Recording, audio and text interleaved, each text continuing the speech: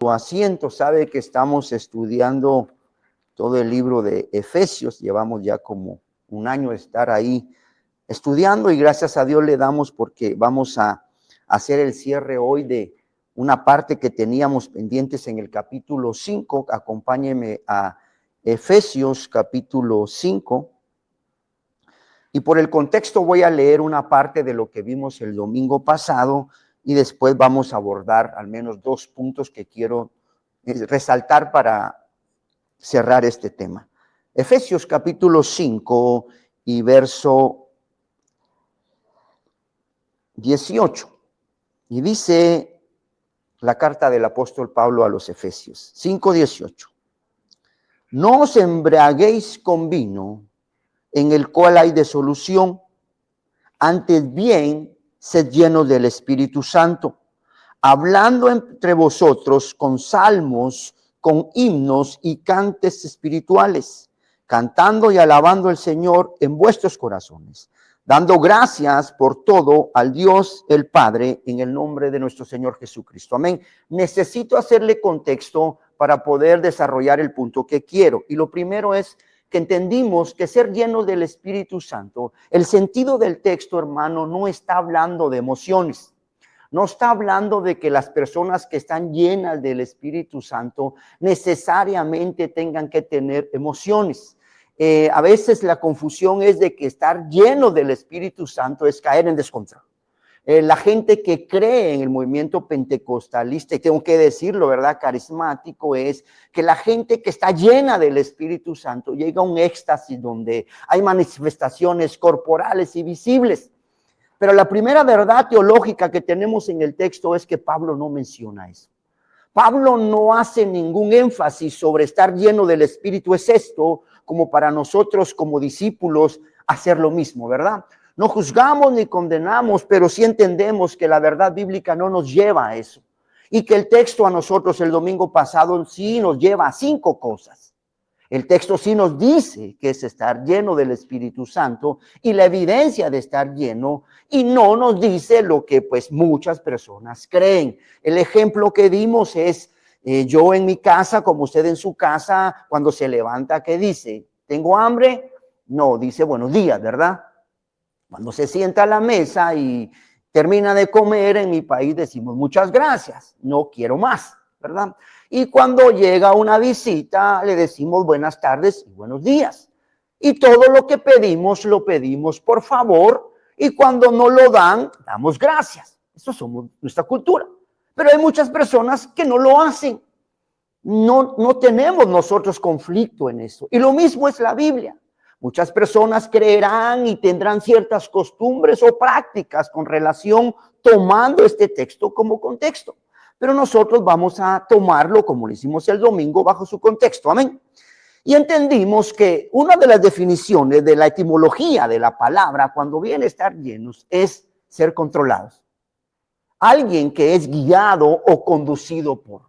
Lo que Pablo está hablando es que, oiga el ejemplo que da de un ebrio. No le voy a predicar todo lo del domingo, pero ¿por qué agarra de un ebrio? Porque dice no nos embriaguéis, en mi país dicen borrachos, ¿verdad? O está muy bebido. ¿Por qué el apóstol Pablo agarra un ejemplo como estos? Porque lo que está diciendo que no es el licor, la cantidad o lo lleno que está de alcohol, sino que el vino lo controla. Una persona que es controlada por alcohol, ya dijimos, es violenta, pierde el conocimiento, no se acuerda de nada, se arrepiente de lo que hace. La persona no tiene capacidad para hacer las cosas por sentido propio. Las personas que beben, las primeras decepcionadas son ellas, porque el otro día hay que decirle lo que hicieron. El alcohol los controla. Son esclavos de él. El apóstol Pablo agarra este ejemplo para que entonces nosotros entendamos que de la misma manera que el alcohol controla a un ebrio, de la misma manera nuestra vida debe ser controlada y conducida. ¿Por quién? Por el Espíritu Santo. Amén. Ese es el sentido del texto y usted lo va a ver en el desarrollo que hicimos el domingo pasado. Y entonces el Espíritu Santo ahora es una autoridad, sí. El problema que ha habido hoy también es que reconocemos a Dios como nuestro creador y dador de vida, ¿verdad? Él es nuestro creador. Él tiene autoridad y potestad sobre nuestra vida. Amén. Y también entendemos, hermano, que Jesucristo es nuestro Rey y Señor. Él es el amo de nuestra vida. Amén. Tiene autoridad sobre nuestra vida. Y le cuento, el Espíritu Santo es la tercera persona de la Trinidad. Creemos que el Espíritu Santo es Dios también. Él también entonces tiene ¿qué? Autoridad y potestad sobre nuestra vida. Pero hoy en día el Espíritu Santo es como el lado alegre de la iglesia. El Espíritu Santo es el que nos hace sentir emociones. El Espíritu Santo es Dios mismo. El Espíritu Santo tiene la misma potestad y la misma autoridad para que nosotros en sumisión reconozcamos y dejemos que nos guíe nuestra vida. ¿Sabe quién nos va a llevar a la santificación completa al final cuando Cristo venga? Es el Espíritu Santo. ¿Sabe quién nos va a conducir por el camino correcto mientras terminamos nuestra carrera en esta vida? El Espíritu Santo. Es Dios mismo, pero se le ha quitado la potestad o la autoridad de sumergirse y obedecerle a Él. Entonces entendemos nosotros que un cristiano, hermano, nacido de nuevo, se deja gobernar por el Espíritu Santo. Decimos que estar lleno del Espíritu Santo es estar sometidos a Él como autoridad, a que Él guíe nuestras vidas y no las emociones o las manifestaciones que el texto no nos presta. El otro énfasis que hicimos es que ¿por qué el apóstol Pablo agarra un ebrio para este ejemplo? ¿Por qué no agarró una higuera como la agarró Jesús, verdad? ¿Por qué no agarró un ejemplo bonito como la viña que agarra el profeta Isaías en capítulo 5? ¿Por qué el apóstol Pablo, para enseñar una verdad teológica, agarra la ilustración de un ebrio? Pues el contexto histórico lo vimos que 200 años antes de Cristo, usted sabía que la mitología griega con el paganismo o la idolatría romana se había mezclado. Entonces, Efesios tenía muchos dioses con muchos templos donde ellos vivían. Y había un dios grecorromano que se llamaba el dios Baco. Usted lo puede buscar. Dios Baco. Y el Baco era el dios del licor, escuche. Y él tenía hasta su templo en el tiempo de Efesios, como estaba el templo de la diosa Dina. Usted cada vez que estudie una ciudad o una carta, vea su contexto cultural, cómo era el gobierno, qué idolatraban, porque Pablo está dando un mensaje con fundamento cultural alrededor. Pero bueno, este dios Baco, la gente creía, y escuche la mitología de la gente, que este dios Baco, al estar la gente con efecto de alcohol, recibía liberación y revelación. Oiga, el paganismo de ese tiempo. Y la historia cuenta que hasta emperadores y gente de poder entraban a ese dios, se embriagaban, entraban en un éxtasis, y en ese momento en que ellos estaban controlados por el alcohol, recibían una revelación de Dios. ¿Se imagina, hermano? El apóstol Pablo tiene que agarrar este ejemplo para darnos a entender. Si la gente cree que Baco es un Dios y creen que los puede controlar, ¿cuánto más el Espíritu Santo, que es la tercera persona de Dios, no nos vamos a someter a Él y que controle nuestra vida? Es contexto cultural. Entonces, ¿qué pasa? Que no podemos tomar ese texto y sacarlo, es ultrajar. No podemos tomar ese texto y decir que llenos es esto y esto y esto y esto, cuando el texto no dice nada, ni antes ni después. Y cuando el texto sí dice mucho, antes y después. El otro punto es que vimos 5 evidencias. Entonces, ¿a qué es estar lleno del Espíritu Santo? Solo se las voy a leer porque no es mi tema. Están en el verso 19. El 18 dice, antes es lleno del Espíritu Santo. ¿Qué sucede cuando alguien está lleno en el Espíritu Santo? Usted podrá tener, o muchas gentes tener su conclusión, pero vayamos a la Escritura. ¿Qué dice el verso 18 y el verso 19? Hablando entre vosotros, hablando, es uno de los frutos del Espíritu Santo que está controlado. Salmos, himnos, cánticos espirituales, cantando y alabando a Dios. Una persona que está siendo controlada por el Espíritu Santo, como el ebrio es controlado con el licor, tiene una manera de hablar diferente. Alguien que está siendo gobernado o reconoce que está lleno del Espíritu Santo, lo gobierna él. ¿Cómo hablamos, hermano? ¿De qué serviría, perdón que sea tan honesto, verdad? ¿De qué serviría que yo venga a un servicio y haya muchas manifestaciones corporales y visibles que solo son temporales acá? Y cuando yo llego en mi casa, sigo hablando de la misma manera como que no tuviera Dios. Es mejor que aparentemente aquí no pase nada, pero mi forma de hablar esté sometida y controlada por el Espíritu Santo. Es mejor que cuando yo hable con mi esposa, ella vea un cambio en mí y no vea el hombre que aparentemente sucedió algo en mí. Es preferible que vean en mí un fruto y no una manifestación de algo que posiblemente sea pasajero, ¿verdad?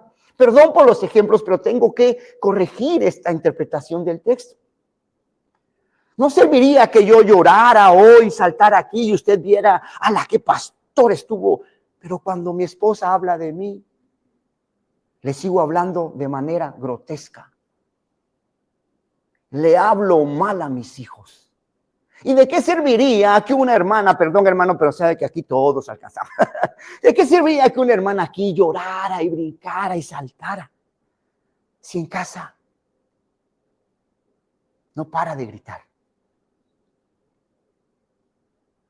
Amén. Amén. Mire qué bonito, está controlado por el Espíritu Santo. Él está conduciendo a su vida. ¿Qué es entonces estar llenos? La primera manifestación, hablando. La otra es cantando y alabando. Y el contexto dice al Señor.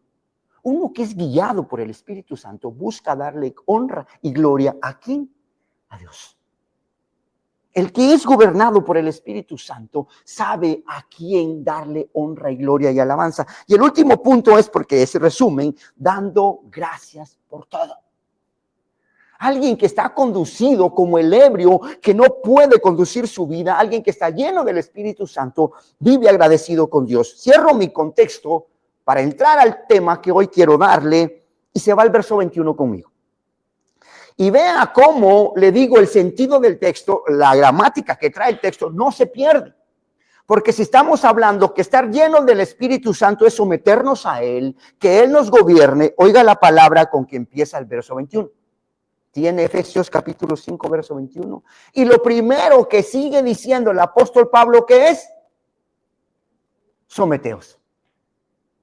Ahora Pablo va a enseñar en la siguiente estructura de la carta al menos 5 aspectos. Sometimiento como esposa y como esposo, sometimiento a los hijos, sometimiento el padre a los hijos, sometimiento del siervo y sometimiento de los amos. Va a enseñar 7 puntos, pero está dejando una base. Todo esto se logra cuando uno deja que el Espíritu Santo gobierne nuestra vida. Hablar de matrimonios es difícil, ¿verdad? Pero vaya que el texto dice maridos y esposas, o sea que ahí el texto nos ayuda a nosotros a embarcarnos en el tema. Pero mire, tal vez uno de nuestros errores es, pienso yo, es que cuando vamos a hablar de sujeción y de los dos lados, hablamos ya como casados, ya que las cosas están difíciles. Pero si hablamos de este tema, poniendo primero al Espíritu Santo, que gobierne nuestra vida, es mucho más fácil. Le doy un ejemplo. Hacer algo que usted no ha hecho y que se lo enseñan ahí a la carrera cuesta mucho. Pero algo que usted ha estudiado y maneja muy bien, cuando le dan el puesto, decimos en mi país, usted se luce. Usted se prepara para ese día. Para cuando se casa, usted ya está listo. Y si no está listo, para cuando vienen los problemas, ¿usted qué? Ya está lista. Para cuando el esposo falla en esto, usted ya está lista. Para cuando la esposa se equivoca en esto, usted ya está listo. ¿Y qué significa estar listo? Sometido al Espíritu Santo. Entonces usted deja que el Espíritu Santo gobierne su vida y vive en sumisión a Él para cuando el tema, hermana, sujétese, ya no le moleste, que se lo dijo el pastor, sino que usted ya está lista para someterse porque está, ¿qué? Controlada ¿por quién? Por el Espíritu Santo. No sé si me explico. Si usted deja que el Espíritu Santo gobierne su vida, si yo dejo que el Espíritu Santo gobierne mi vida, yo estoy preparado para cuando mi esposa me marque un error. Y lo voy a reconocer. Pero si no estoy preparado, pienso que ella se está rebelando de autoridad y se cree más que yo. Ella me está quitando mi lugar. Pero si yo estoy gobernado por el Espíritu Santo, estoy listo para decir, perdón, me equivoqué. Estoy haciendo malas cosas. Y del lado de la esposa también, cuando el texto dice, y ahora vamos a leer, que dice sujetaos. Para la esposa ese texto es como, siempre hay respuestas, ¿verdad? Y así será. ¿Cómo me voy a sujetar si ya empieza el revolú?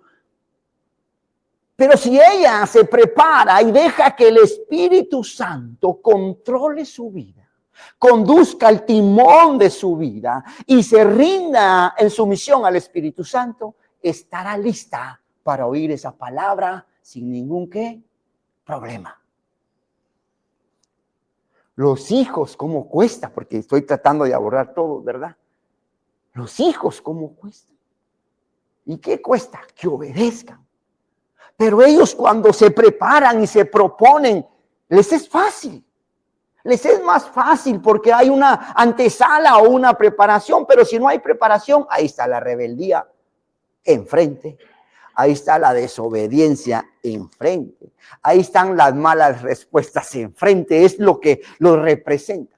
Pero si nosotros como cristianos nos preparáramos con base al Espíritu Santo, le vuelvo a repetir, estaríamos listos para vivir como una familia que la gobierna Dios. Pero nuestras familias a veces no las gobierna el Señor. Y en mi caso personal, ni Dios gobierna mi vida. ¿Cómo voy a gobernar yo a mi esposa? Y si Dios no gobierna la vida de mi esposa, imposible que yo la gobierne. Y si mi casa no es gobernada por Dios, imposible que nadie gobierne ahí. ¿Y somos cristianos? Sí somos cristianos. Pero no hemos dejado entender que la llenura del Espíritu Santo, hermano, es un sometimiento en el corazón. Es someterse a Él para que nos guíe. Y el texto ahora nos dice en el verso 21, someteos los unos a los otros. ¿Y por qué cree que Pablo, guiado por el Espíritu Santo, va a tocar primero ese texto y después va a infiltrarse a la vida personal? Pablo primero tiene que decirles, someteos unos a otros, ¿qué? En el temor ¿a quién, hermano? A Dios.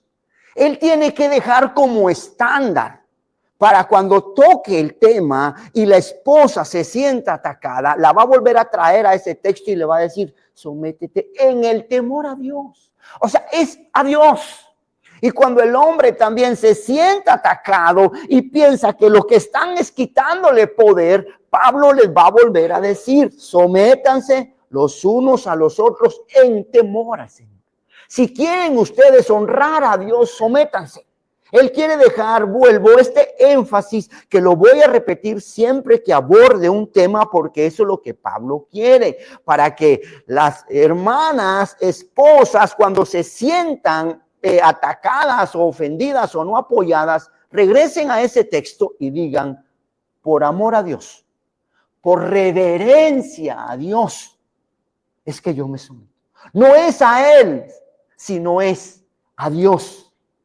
Y lo mismo el hombre, ¿verdad? No es que ella me mande, pastor.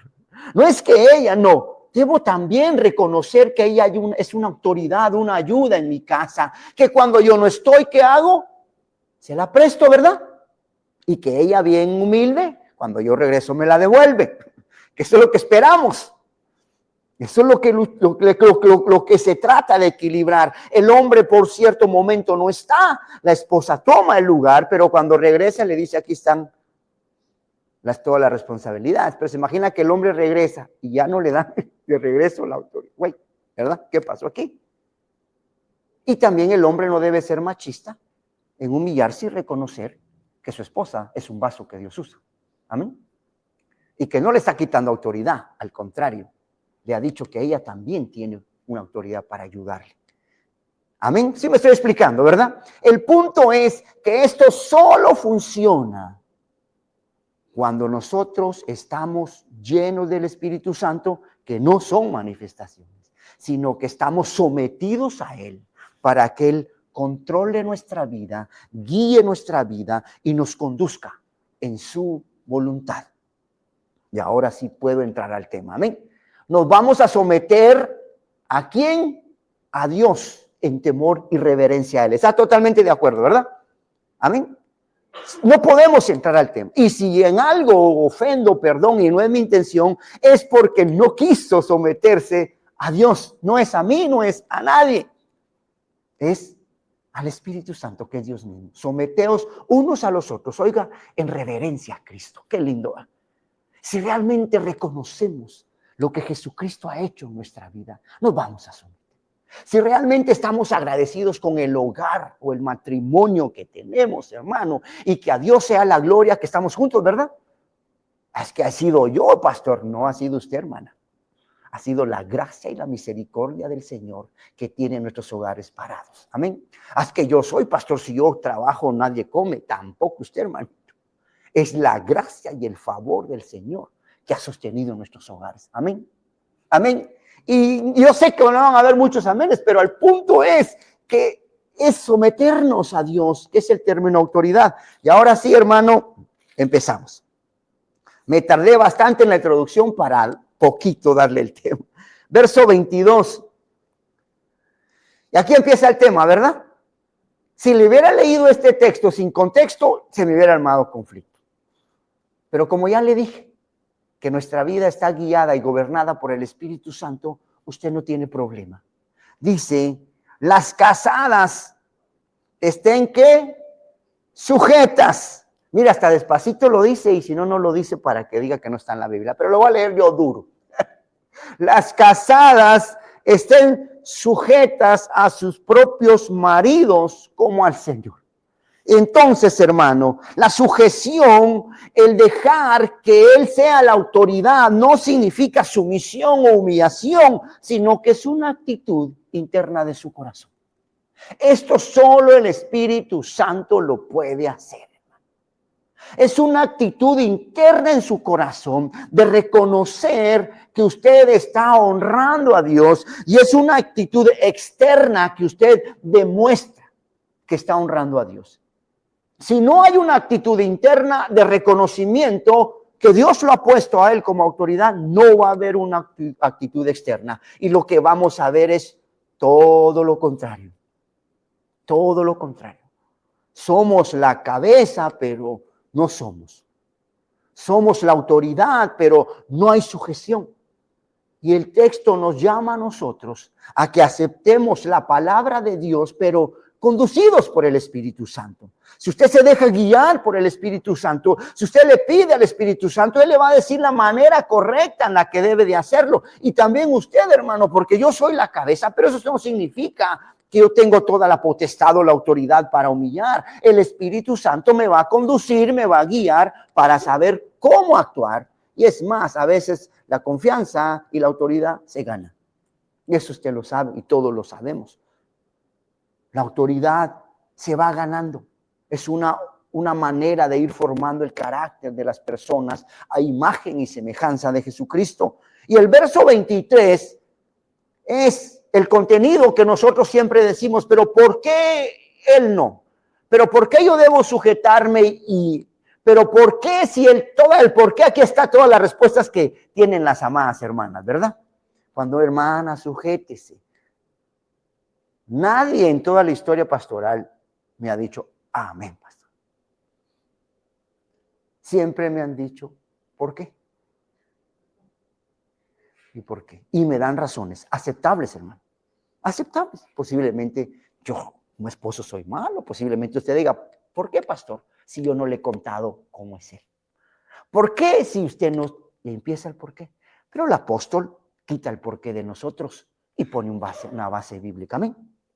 Está leyendo conmigo, ¿verdad? Casualmente hoy no trajo la Biblia, mire, pero yo estoy leyendo, ¿verdad? Tiene Efesios capítulo 5, verso 23. ¿Por qué? Porque el marido es la cabeza de la mujer, así como Cristo es la cabeza de la iglesia. Deténgase ahí, hermano. ¿Usted cree que Cristo es la cabeza de la iglesia? No tenemos ningún problema. Es más, estamos agradecidos que tenemos una cabeza. ¿Y quién es? Cristo. A Él sea la honra y la gloria. A mí como cristiano no me cuesta aceptar ese término. A usted le cuesta. No, Cristo es nuestra cabeza. Cristo es el que guía este cuerpo. Qué bendición, ¿verdad, hermano? Pensamos diferente, tenemos algunos conflictos, no nos parecen algunas cosas, pero la cabeza, ¿quién es? Cristo. Y Él que nos une en amor, en misericordia y en gracia. ¿Tendrá alguien algún problema en que Cristo sea su cabeza? No, al contrario, agradecidos estamos por la cabeza que tenemos. Entonces, así debe de tomarse. Así como usted se deja conducir por Cristo, se deja guiar por Jesucristo, se deja conducir por Él como su cabeza. ¿Usted tiene algún problema con que Cristo sea su cabeza y dijera, no, yo quisiera que Cristo fuera mi brazo y yo la cabeza? ¿Cómo me gustaría a mí mandar y que Dios hiciera? ¿Verdad que no? Al contrario, decimos, ¿qué haríamos si Cristo no nos guiara? ¿Qué haríamos si no tuviéramos esa cabeza en el cuerpo, hermano? Haríamos lo que quisiéramos y más destruiríamos el cuerpo. Pero no, ese no es el tema. El punto es, ¿qué cabeza más hermosa? Cristo. El cuerpo ya como que no importa tanto. La cabeza que tenemos terminará la hora en el cuerpo. Amén. Pues de esa misma manera debe ver a su esposo. De esa misma manera, si usted no logra ver, someteos en reverencia a Cristo y entra al tema del matrimonio, sin este contexto no va a poder verlo. Pero si ve a Cristo y después ve a su esposo y ve a Cristo, que ahí está el traspaso, ¿eh?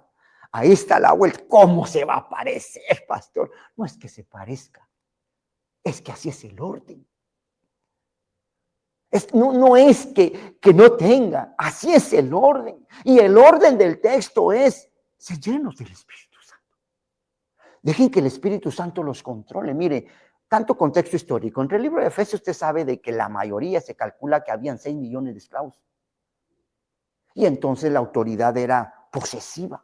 La gente estaba sumisa. La gente estaba humillada. Y el hombre también tenía un problema, que vamos a entrar a él. El hombre, porque tenía autoridad, Pablo tiene que cambiar ese esquema cultural y decirle, aquí tu esposa no es tu esclava. Oye, aquí no la compraste tú. Aquí Cristo la compró con su sangre. Amén. Aquí ella vale mi sangre preciosa, pero él también es la autoridad. Dios lo ha puesto como autoridad. Entonces, todo el contexto cultural era que a la iglesia no llegaba gente como nosotros que trabajamos en una compañía, algunos son jefes, algunos son dueños, algunos trabajan individuales. No, ¿sabe qué estaba llena la iglesia de Efesios? De esclavos. Y cuando salían el día lunes, ¿a dónde iban? Donde sus amos. ¿Sí me explico? Entonces la gente, ¿a dónde vas? No voy con mi amo fulano. Eran esclavos. Pero ellos habían entendido la gracia de Dios en medio de eso. Aunque fueran esclavos, Cristo los había comprado con su sangre. Y ya no eran esclavos de nadie. Había uno que los había comprado de un mercado de esclavos y los había comprado, que es Jesús. Y los compró a precio de sangre, no de dinero. Vea todo el contexto que Pablo enseña. Entonces, cuando la gente iba a su casa, ya iba bien contenta y decía, a ver, ¿a quién tengo que hacerle caso? Dios, a tu esposo. Y ahí iba la esposita. Ya había entendido la obra que Cristo había hecho. Señor, ¿y a quién debo hacerle caso de vez en cuando? A tu esposa. Señor, ¿y ahora a quién debo ir? A la que tienes a la par.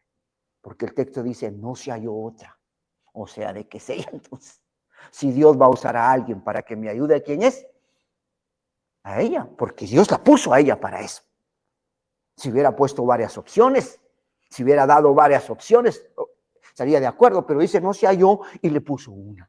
Esa es específica, esa ayuda es específica para nosotros. Pero bueno, el punto es que tenemos que ver a Cristo como la cabeza en su misión y en reconocimiento del Espíritu Santo. Y dice, de la iglesia, la cual es su cuerpo y él su Salvador. Así, verso 24, que como la iglesia, vuelve a usar el término, está sujeta a Cristo, también las casadas estén a sus maridos en todo. Ahora va a usar otro principio de la sumisión a Dios y dice, así como la iglesia está sujeta a Cristo. ¿Usted cree que la iglesia le pertenece a Cristo? ¿Usted cree que Cristo compró la iglesia con su sangre? Sí. ¿Verdad que la iglesia es la novia de Cristo? Es su iglesia. Esta iglesia no es de nadie más que de Él. Él la compró. Él dio su vida por esta iglesia, que somos nosotros. Por eso la iglesia está sujeta a Él. Alguien que dice que es la iglesia de Cristo y no tiene a Cristo como cabeza, no es la iglesia de Cristo. La iglesia de Cristo se reconoce porque esa iglesia reconoce a Cristo como cabeza. Entonces no puede decir una iglesia o un cuerpo que es la iglesia de Cristo cuando le preguntan, ¿quién es tu cabeza? Un hombre, unas prácticas, unas tradiciones, le dirán, esa no es la iglesia, porque se llama la iglesia ¿de quién? De Cristo. Y el texto dice, así como la iglesia está sujeta a Cristo. ¿Qué sería de la iglesia si no estuviera sujeta a Cristo? Hermano, no fuera la iglesia de Cristo. ¿Qué haríamos nosotros si Cristo se quitara como cabeza de nosotros? ¿Qué pasaría si Dios un día nos quitara a Cristo y nos quedáramos sin cabeza? Un total desastre. ¿Se imagina que Dios dijera, mi hijo ya no es cabeza de la iglesia? Y hay mucha religión, mucha gente que no tiene a Cristo como cabeza. Nosotros tenemos la dicha por fe y por convicción en la palabra que Cristo es la cabeza de la iglesia. Amén. Y que nosotros somos esa iglesia y que Cristo es nuestra cabeza y por eso nos sujetamos a su palabra, nos sujetamos a su voluntad. De esa misma manera, ahora usted tiene que ver a su esposo, ¿no? Tiene que alzar su vista hacia él con el contexto. Sométase los unos a los otros como reverencia a Cristo. Quiere honrar a Dios, quiere agradar a Dios, quiere reverenciar lo que Dios ha hecho en el amor del Señor. Sujétese. Amén. Continúo, yo sé que los rostros nos cambian, ¿verdad? Pero igual, entonces ya tengo que entrar en otro tema. Vaya ahora al verso 25. Porque ahora nos toca a nosotros, amados hermanos. Hasta hágale cariñito a su esposo en la espalda porque nos toca. Pero escuche. Ahora, entonces, Pablo va a decir, ustedes ya saben qué es someterse al Espíritu Santo, ¿verdad? ¿Qué es someterse al Espíritu Santo, hermano? Ser guiados, ser controlados y ser conducidos por él. Ya entendimos que no son emociones, sino que son manera de vivir.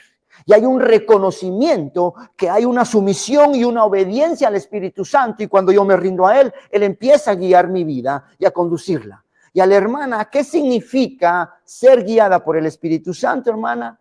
Ser sujeta a Dios. Y el hombre, ¿qué significa estar lleno del Espíritu Santo, hermano? Amar a su esposa. ¿Se imagina, pastor? Yo pensé que estar lleno del Espíritu Santo era hablar lengua, ser un gran predicador. Mi sueño, yo le pedí a Dios que me llenara de palabra para predicar. No. Aquí el texto está diciendo que el que está lleno del Espíritu Santo, maridos, ¿qué? Amad. Mire qué lindo, hermano. Qué fácil nos la pusieron, ¿en serio? Ay, pastor, es que usted no sabe. No, yo no sé, pero el texto me está diciendo a mí que si yo estoy controlado por el Espíritu Santo, guiado, algo que va a hacer el Espíritu Santo en mí, ¿qué es, hermano? Amar a mi esposa. Si la mujer está llena del Espíritu Santo, ¿qué va a hacer? Sujetarse. Mire qué fácil. ¿Hay manifestaciones aquí del Espíritu Santo? No, porque mire, hermano, seamos honestos, muy honestos. A veces lo que más molesta a los hombres y a las mujeres es que somos una cosa acá y somos otra cosa allá. Eso es lo más decepcionante que puede haber, en serio, hermano, dentro de los creyentes. Yo estoy sentado y por eso me pongo de ejemplo y veo que mi esposa hace un montón de manifestaciones, pero yo vivo con ella 6 días y no veo nada. Y al revés, hermano. Usted está sentadita ahí, hermano, y ve que su esposo lee, ora, y no por eso no lo vaya a hacer, hermano, pero lee, ora, canta, y bien metido aquí. Pero pasa 6 días con usted, ¿verdad? Aquí lee, aquí, pero en la casa puro TikTok y Facebook los 6 días al amado esposo. Aquí hace y dice, y en la casa peleando ni ahí leyéndole nada. Perdón el ejemplo que le dé. Esa es la decepción que nos llevamos los hogares cristianos, ¿verdad? De que decimos estar llenos por una manifestación, pero lo que controla nuestra vida ya no es el Espíritu Santo. ¿Qué preferiría usted? Yo no quisiera manifestaciones. Yo quisiera que el Espíritu Santo me conduciera. Mi mayor deseo es que el Espíritu Santo, cuando salga aquí, me ayude a conducir mi matrimonio. ¿Verdad? El culto como estuvo glorioso, hubieron manifestaciones, No, el culto no estuvo glorioso. El culto estuvo glorioso porque el Espíritu Santo me enseñó a cómo debo, ¿qué? Conducir a mi esposa y a mis hijos. Amén. Y ahora, ¿qué le dice al marido? Maridos, si están llenos por el Espíritu Santo, si ustedes están siendo controlados por el Espíritu Santo, ¿qué deben de hacer? Trabajar, pastor. Llevar la provisión a la casa. Ser la cabeza, no. Si realmente estamos siendo controlados con el Espíritu Santo, hay que amarla.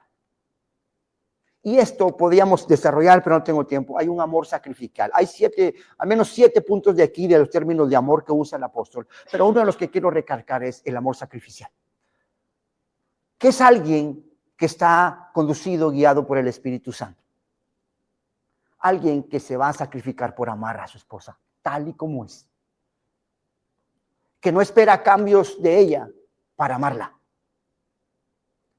Que no espera que ella cambie para perdonarla. Que no espera actitudes de ella para dar otra oportunidad. Dirá, ¿dónde estará ese hombre? Pues Dios nos ayude. Porque si realmente estamos llenos del Espíritu Santo, esos hombres seremos los que aman. Y no dice ama sí o ama porque, ama. Es un poder intrínseco que tiene la misma palabra, que está sostenida sobre todo lo malo que puede hacer alguien. Falla, ama. Se equivoca, ama. Cubre, sostiene toda la relación con el amor del hombre hacia ella. La acepta, la tolera, la soporta, la guía, la cuida, la viste. ¿Por qué? La ama. ¿Y cómo se logra esto? Solo estando llenos del Espíritu Santo. Solo estar siendo controlados y guiados por Él. Es la única manera. No se trata de emociones, de palabras, de cosas que se ven, sino las que se viven y se demuestran como pareja.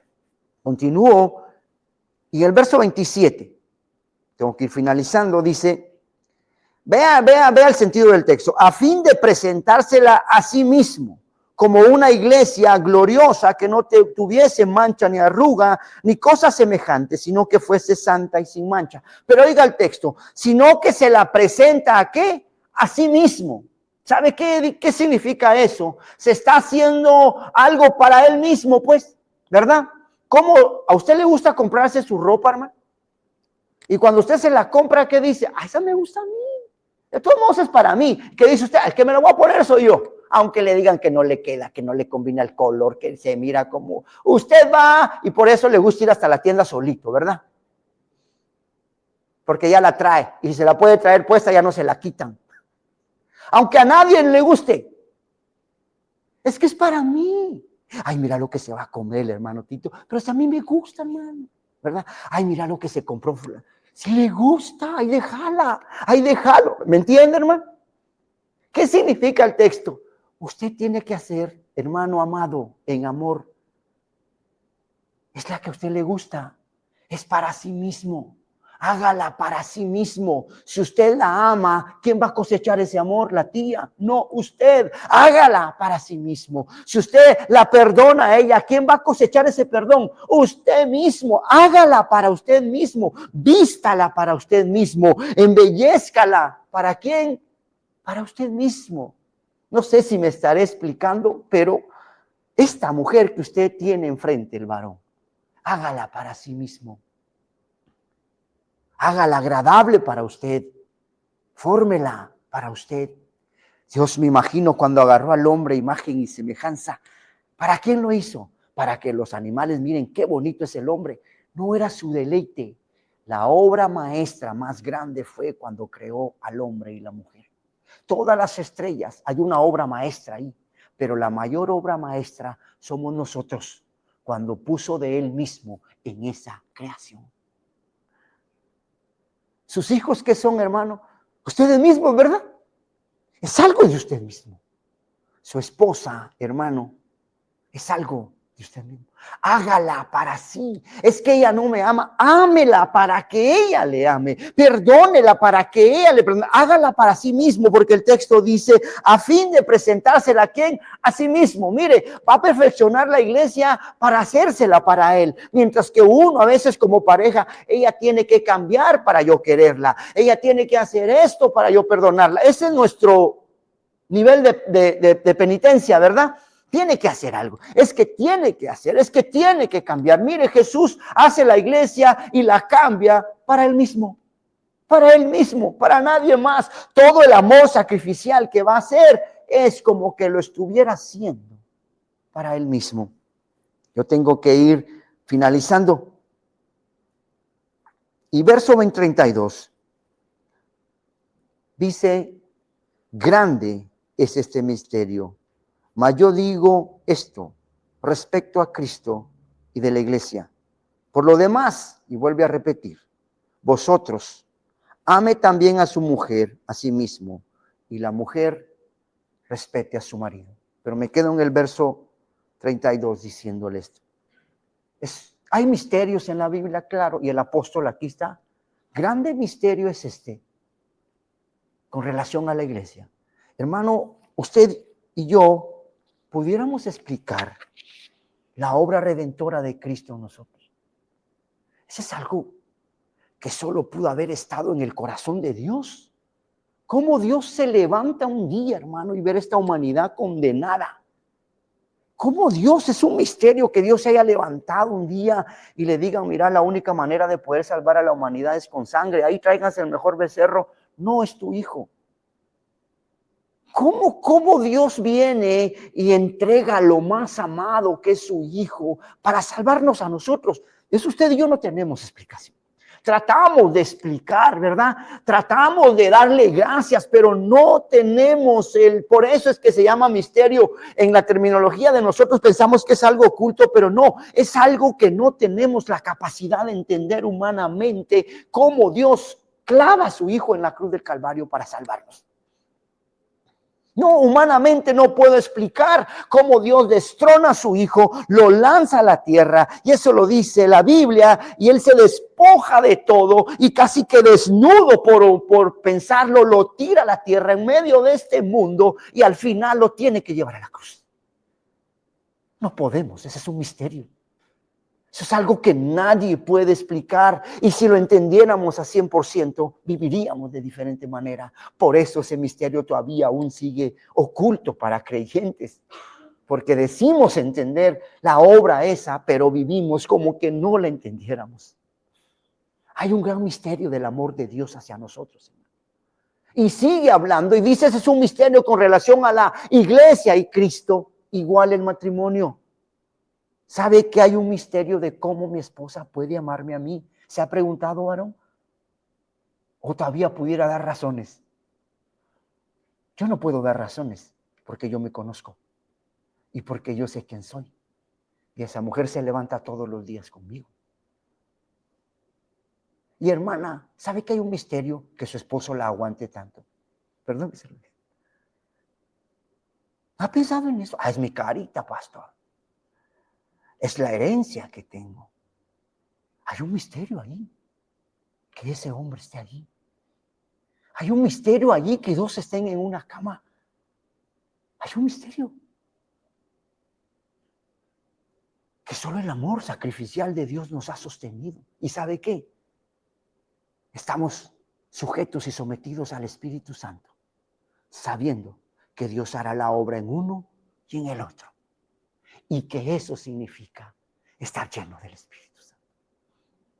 No quiero una esposa con tantas cosas ficticias o visibles o fantasiosas. Anhelamos una esposa que por guiada del Espíritu Santo esté siempre con nosotros. Y también la hermana no espera un hombre escandaloso y tantas cosas y fantasioso, y cada 14 de mes un ramo de flores, y que cuidado te olvides de mi cumpleaños. No, dele gracias a Dios que ahí está, porque la ama. Y ahí estamos porque nos amamos. Yo no entiendo, pastor, yo tampoco. Pero Pablo dice, Así como el misterio de Cristo para la iglesia es un misterio. Hermano, dele gracias a Dios por su hogar. Dele gracias a Dios por su esposa. Dele gracias a Dios por su esposo. Y quítese esa palabra de sumisión y de sujeción y de que la debo amar. Y grábese en su mente: yo estoy conducido por el Espíritu Santo. A mí el Espíritu Santo me guía y me someto por reverencia a Cristo. Siempre que vaya a hacer algo, ponga la antesala. Hágalo. ¿Por qué? Por Cristo. Si no lo pone primero a Él, va a ver a las personas y no va a terminar haciendo las cosas bien, o va a terminar haciendo las cosas porque tiene que hacerlas. Pero si pone a Cristo y se somete a Él, usted le dirá: aquí está tu siervo. ¿Qué necesitas que haga? Amén.